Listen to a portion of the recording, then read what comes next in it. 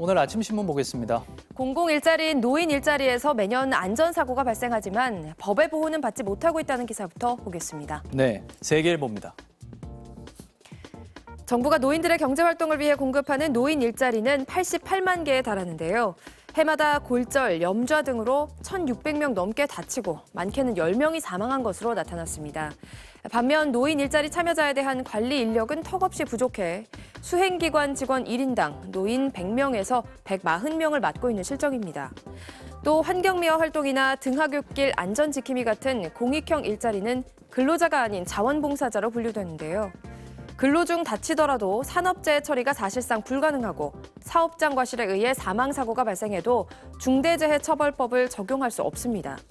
전문가들은 노인 일자리 종사자가 법적 보호장치에 예외가 되고 있다며 산재 적용이 어렵다면 우선 안전관리를 강화해야 한다고 지적하고 있습니다. 이어서 경향신문입니다. 은행들이 고객의 데이터를 확보하기 위해서 알뜰폰 사업이나 배달앱 등 비금융 분야로 발을 넓히고 있다는 기사입니다. KB국민은행의 알뜰폰 사업인 KB리브 모바일이 지난달 은행의 비금융 사업 중 부수 업무로 승인을 받았고요. 신한은행은 배달앱 땡겨요를 출시하는 등 다른 은행들도 비금융 사업을 활발히 추진하고 있습니다. 이렇게 장기 축적한 데이터를 향후 생활 밀착형 서비스를 제공하는 슈퍼앱이나 개인화 금융 서비스 등 다양한 사업에 활용할 수 있을 것이라는 기대가 깔려 있습니다. 비금융 사업의 성과는 아직 미미한 수준이지만 은행들은 데이터 분석과 가공을 계속해 나간다는 방침입니다.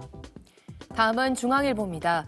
보호시설에서 생활하다 만 18세가 되면서 독립을 준비하는 자립준비 청년들이 목돈을 지인에게 빼앗기거나 사기를 당하는 사례가 많다는 기사입니다. 자립준비 청년은 지자체로부터 자립정착금을 받고요. 민간 기부자들이 보낸 후원금을 모았다가 퇴소할 때 한꺼번에 받기도 합니다. 문제는 생활 경제 교육을 제대로 받지 못한 탓에 목돈을 부모님이나 애인 등에게 빼앗기거나 분양 사기 등의 표적이 되기도 한다는 겁니다. 유흥이나 게임 등의 목돈을 탕진하는 경우도 많다고 하는데요. 정부는 2011년부터 자립준비 청소년들에게 자기보호법, 돈관리 등 자립준비 교육을 매년 의무적으로 받도록 했는데요. 정작 당사자들은 초등학생과 고등학생을 한데 모아 같은 수업을 듣게 하는 형식적인 교육이라고 평가하고 있습니다. 전문가들은 이들의 사회적 고립이 훗날 노인 빈곤 등으로 이어질 수 있다며 악순환을 우려하고 있습니다. 이어서 한겨레 보겠습니다. 국민의힘이 압도적 다수인 서울시 의회에서 인권, 노동, 복지 관련 조례들이 폐지되거나 개정되는 일이 잇따르고 있다는 소식입니다.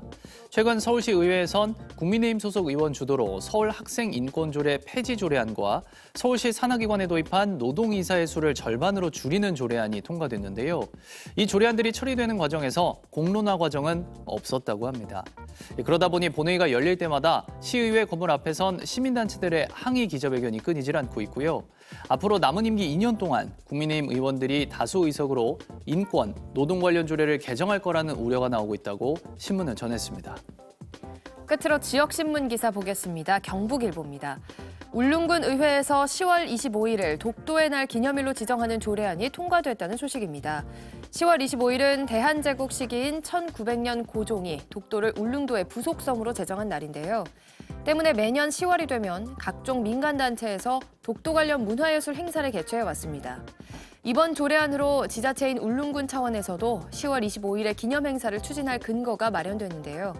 공경식 울릉군 의회 의장은 조례안이 독도의 주권이 대한민국에 있다는 역사적인 근거와 의의를 지니길 바란다고 밝혔습니다. 지금까지 오늘 아침 신문이었습니다.